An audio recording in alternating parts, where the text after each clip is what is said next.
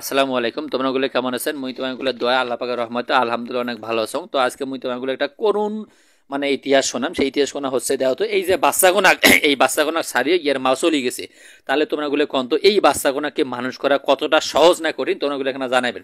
তবে এই যে বাচ্চাগুনা যে থুয়ে ইয়ার মাখনা চলে গেছে, মানে তার স্বামী ডিভোর্স দিয়ে চলে গেছে, আসলে এই বাচ্চাটা কি পরিণতি হবে? মানে গত রমজান মাসে আসলে এই ভিডিওটা আমার 1 বছর আগের করা, কিন্তু এই ভিডিওটা আমি আজকে কেন দিই সেটাও তোমাগুলো কবানেছ, সেটা পরে কম। তার আগত কথা এই কাহিনীটা কবানেছ সেটা হচ্ছে গত রমজান মাসে অর্থাৎ 2023 সালের মধ্যে মানে হঠাৎ করিয়া মোর একজন পরিচিত লোক ফোন দিয়ে খবর লাগছে, ভাই এ পজিটিভ রক্ত লাগবে, তোমাকে দেওয়া লাগবে। তো মুই কোনো রক্ত তো রোজা ধরিয়া দেওয়া যায় কিনা তা তো জানো না, তবে আগে শোনো।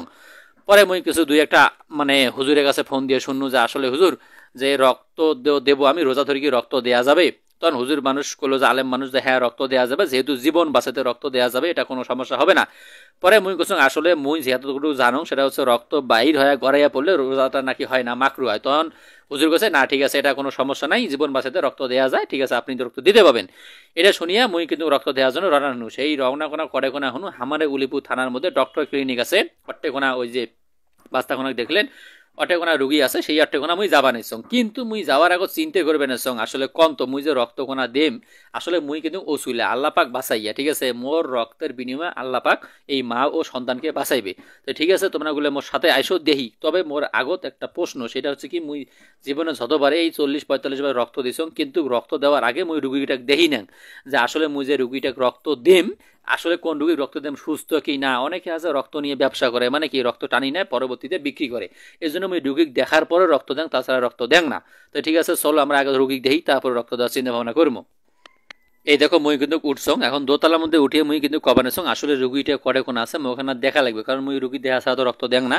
এটা করার পরে এখন দেখো মুই খোঁজাখুঁজি করবে নেছং, পরে অপারেশন থিয়েটার যা জিজ্ঞেস করবে নেছং, কয় আসলে অপারেশন হয়েছে বাচ্চা এবং বাচ্চার মাক বেড়ে দেওয়া হয়েছে। এই কথা করার পরে একজন নার্স আসি কবল আছে, আসেন আমি আপনাকে দেখ পালেছি। এই জায়গা যায় মুই এখন রুগী দেখ পেলেছ, মানে কি বাচ্চার মাক দেখ পেলেছ, আসলে বাচ্চার মা সুস্থ আছে কিনা, বাচ্চাটা কই। এই কথা করার পর যেহেতু বাচ্চার মাক যায় দেখনু, দেখার পরে যে মনে হলো না ঠিক আছে রক্ত দেওয়া লাগবে। এই যে ছাওয়াখোনা দেখেন না কি চাঁদের মতো ফুটফুটে সুন্দর, এই ছাওয়াখোনায় কিন্তু মানে হয়েছে আজকে। আজকে হয়েছে বলতে গত 1 বছর আগে হয়েছে। এখন মুই ইমাকে রক্ত মানে ইয়ার মাক রক্ত দেওয়ার জন্য আর কি আসছং। তো এখন তোমার মুইও তো রুগীকেও দেখনু, ছাওয়াকে দেখা শেষ, এখন মুই রক্ত দেওয়ার জন্য যাই। এখন রক্ত দেওয়ার জন্য এই যে গেছং, কিন্তু তোমাগুলো হয়তো ভাববের পানিছেন মোর মুখকে বেলার করা।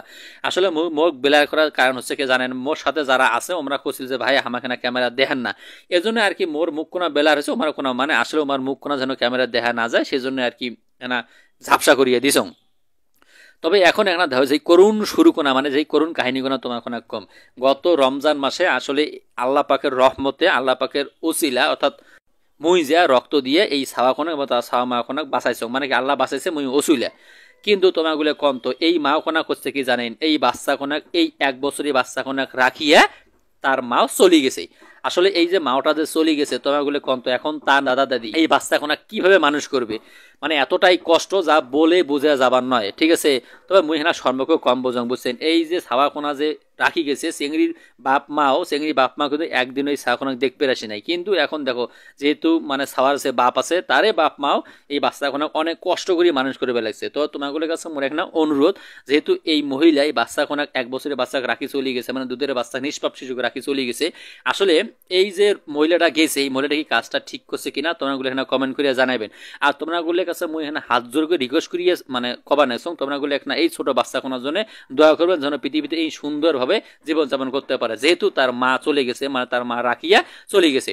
তো তোমারগুলোর কাছে আজকের এই ভিডিওখানে কেমন লাগলো সেটা এখানে কমেন্ট করে জানাবেন। সকলে ভালো থাকবেন, আল্লাহ হাফেজ।